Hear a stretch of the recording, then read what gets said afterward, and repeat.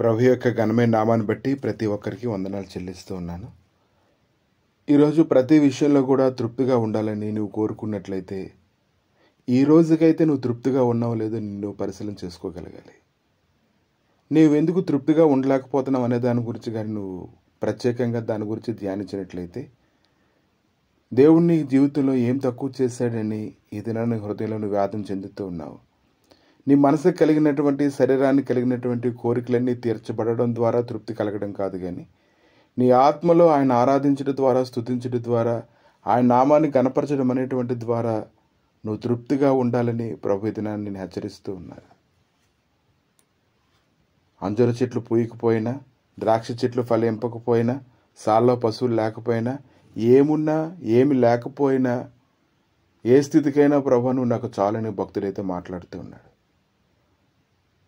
ఈరోజు ప్రతి మనుషుడికి తృప్తి కలిగించేవి ఏవేవైతే ఉన్నాయో అవన్నీ ఉన్నా లేకపోయినా దేవా నీవు నాతో ఉన్నావు, అది నాకు చాలు అని భక్తుడు మాట్లాడుతూ ఉన్నాడు. నిజంగా తృప్తి అంటే ఈ దినాన్ని ఏంటో నువ్వు తెలుసుకోగలగాలి.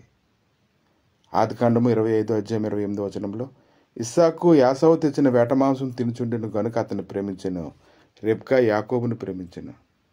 ఒకనాడు యాకోబు కలగూర వంటకము వండుకొని చుండగా యాసావు అలసిన వాడే పొలంలో నుండి వచ్చి, యాసావు నేను చావబోచున్నాను కదా, జ్యేష్ఠత్వం నాకెందుకు, నువ్వు వండినటువంటి చిక్కుడికాయల వంటకాన్ని నువ్వు నాకు ఇవ్వని చెప్పినప్పుడు యాకోబు ఆహారమును చిక్కుడికాయల వంటకమును యాసావుకి ఇచ్చాను. అతడు తిని త్రాగి లేచిపోయాను. అట్లు యాసావు తన జ్యేష్ఠత్వం తృణీకరించెను.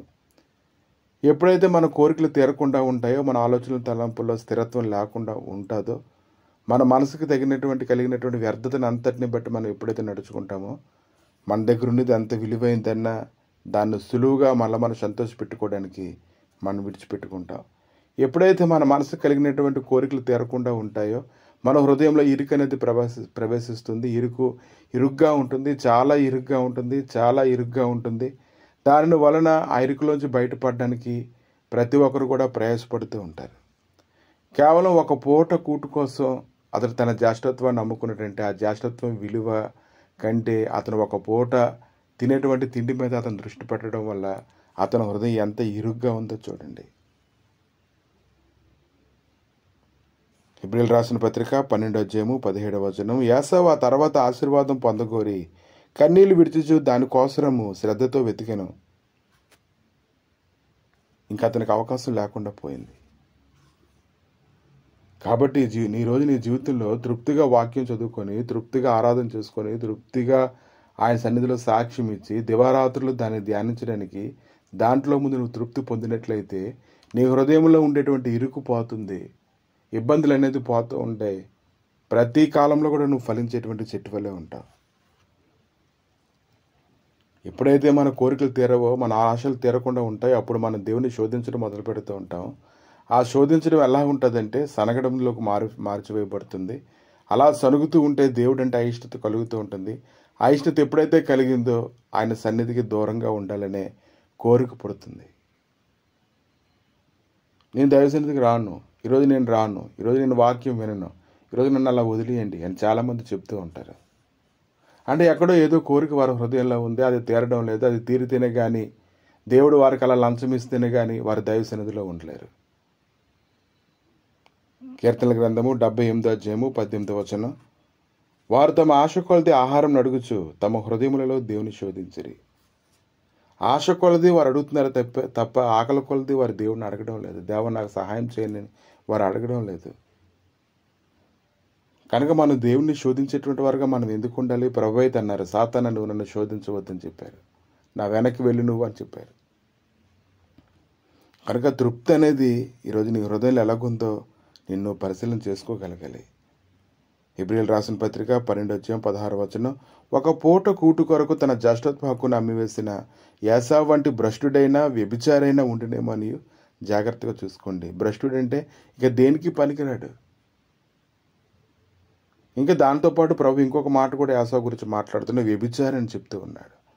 తమ కోరికలను అనుసరించి పరిగెత్తేటువంటి వారందరినీ కూడా తమ కళ్ళతో దేన్నైతే చూస్తారో అప్పుడే వారు హృదయంలో వ్యభిచారం చేస్తారని ప్రభు మాట్లాడుతూ ఉన్నారు. కనుక ఈ దినాన తృప్తిగా ఉండడం అంటే దైవ సన్నిధిలో ముందు మనం తృప్తిగా ఉండాలి. ఆయన నీతిని రాజ్యాన్ని మనం వెతకడం అనేది మొట్టమొదటి మన జీవితంలో ఉండాలి. దేవుడు మనకి ఎందుకు ఇవ్వడు? తన సొంత కుమారుడినే మనకి ఇచ్చేసిన దేవుడు మనకు కావాల్సిన సమస్తమని ఆయన ఎందుకు అనుగ్రహించరు? కనుక భ్రష్టత్వంలోకి వెళ్ళిపోతే ఇంకెందుకు పనికిరాదు. ప్రభా, మీ దయగలిగిన నష్టాలకి నాయన ఈ సమయంలో అప్పగించుకుంటుండగా, దేవా నీ సన్నిధిలో ప్రభా నాయన దేవ గడుపుట ద్వారా మేము బలము నొంది తృప్తి నొంది దానిని బట్టి నాయన మా దృష్టి మార్చివేయబడి, మా ఆలోచన తలంపులు మార్చివేయబడి, మా హృదయంలో ప్రభా నేను నిజముగా ఆరాధించుట ప్రేమించుట అనే దాంట్లో కుదర్చబడ్డానికి నాయన మేము ప్రయాసపడినట్లయితే అది మాకెంతో మేలు దేవ. ఉదయకాలాన్ని నాయన నీ సన్నిధి సమాధానం ప్రతి ఒక్కరి మీద నువ్వు ఉంచుతున్నావు తండ్రి. ప్రతిరోజు ప్రతి విధమైన కీడులోంచి నువ్వు తప్పించున్నావు నాయన. ప్రతిదినము నీ సన్నిధిలో ఎంత గడుపుతున్నామో ఆలోచన చేసుకుంటే మేము ఎంత ఇరుకులోనికి వెళ్తున్నామో కూడా అది సులువుగా తెలుసుకోగలం దేవా.